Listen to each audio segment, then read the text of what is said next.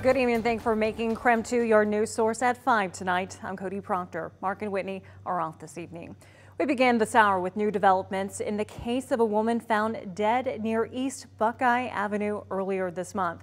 We now know how she died, and we know it was not caused by a dog attack. KREM 2 Shannon Mowdy reports for us tonight. Carol Straits was found dead in a field along East Buckeye. And for more than a week now, there have been several unanswered questions as to what happened to her. Now, the Spokane County Medical Examiner reports Straits' death was natural due to heart disease. The medical examiner reports Straits' cause of death as arrhythmogenic right ventricular cardiomyopathy. According to Johns Hopkins, ARVC is a rare disorder that can cause sudden cardiac death, even in young, otherwise healthy people. The medical examiner confirms to KREM 2 News that's what happened in this case. We also now know Straits' death was not caused by a dog attack. After she was found in a field near East Buckeye and Custer December 13th, the Spokane County Sheriff's Office said Straits' only obvious injuries appeared to be from her dog found with her. A search warrant later clarified Straits had serious injuries on both arms, but it was unknown if these injuries were caused by the dog or other means. The medical examiner said after careful examination, those injuries were determined to have come from the dog after Straits died. The sheriff does tell me investigators are still waiting on the ME's written report. Until then, this investigation is ongoing. Shannon Mowdy, KREM 2 News. Shannon, thank you so much. And breaking into our newsroom right now, the presidents of Washington State and Oregon State University say they've reached an agreement in principle with the departing Pac-12 schools over the future of the conference. In a joint statement, the presidents say the departing schools will give up a portion of their distributions for the 2023-2024 year. The deal would also give guarantees against any future liabilities the conference may face. The presidents also say the agreement will ensure the Pac-12 conference will hold onto all assets and future revenue. Now, this comes as there's new developments for the future of the Pac-2.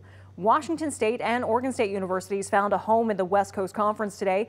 WCC's presidents and athletic directors voted and unanimously approved the measure.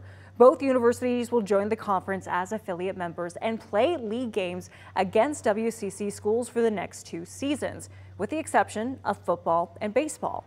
For men's and women's basketball, the WCC will grow to 11 teams. As for football, WSU and OSU have agreed to play in the Mountain West Conference for the next season. Other sports playing under the WCC include softball, volleyball, cross country, golf, soccer, and tennis. Right now, it's not clear what will happen with the baseball programs. Let's take a break from the headlines right now to check in on our forecast tonight. The fog continued into this morning as we're expecting some wet weather headed our way. For the details, we send it over now to Chief Meteorologist Jeremy Legout tonight. Well, we kind of knew that fog was coming a few days out, and when it hit, it was sure dense, and it eventually lifted a little bit later in the afternoon for some. For others, it is still quite dense outside.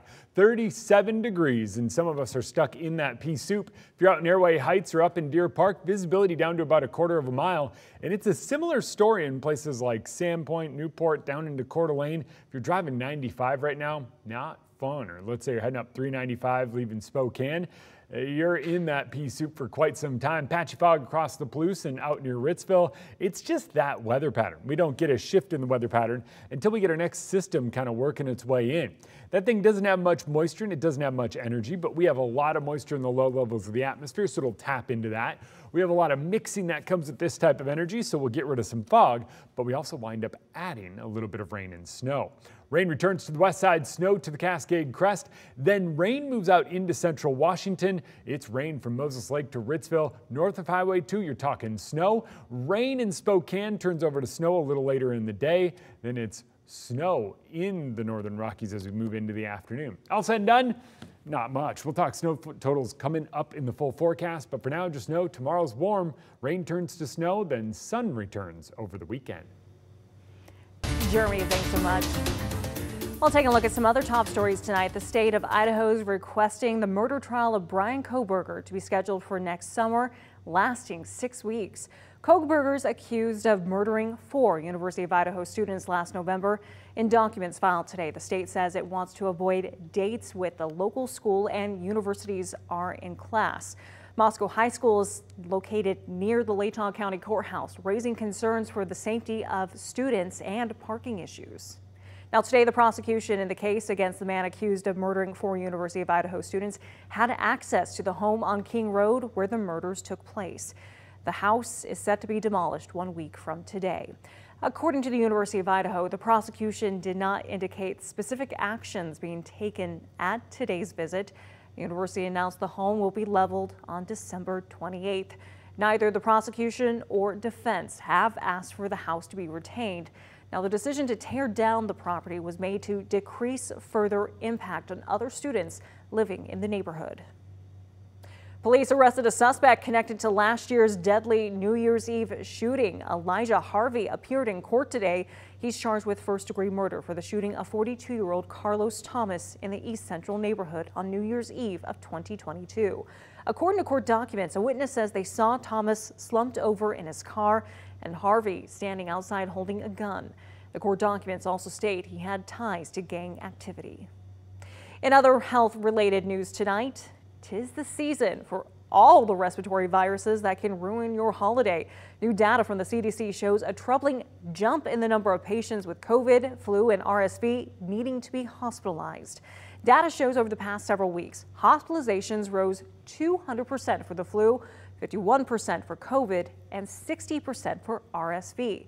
Vaccination rates are lagging. The CDC issued an advisory that low vaccination rates against flu, COVID, and RSV with increasing cases could lead to more severe disease and strain on the healthcare system.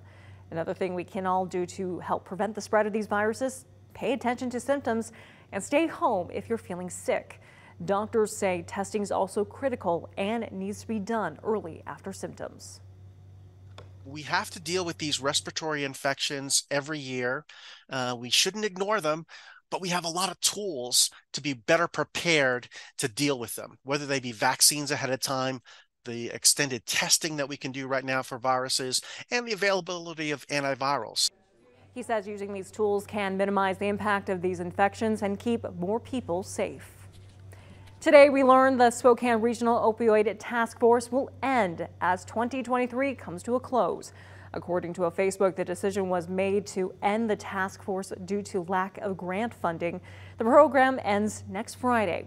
Former Spokane Regional Health Officer Bob Lutz created the task force back in 2018 and is comprised of more than 60 local organizations and agencies. The State Department of Health gave the task force a grant to address the opioid crisis in the county.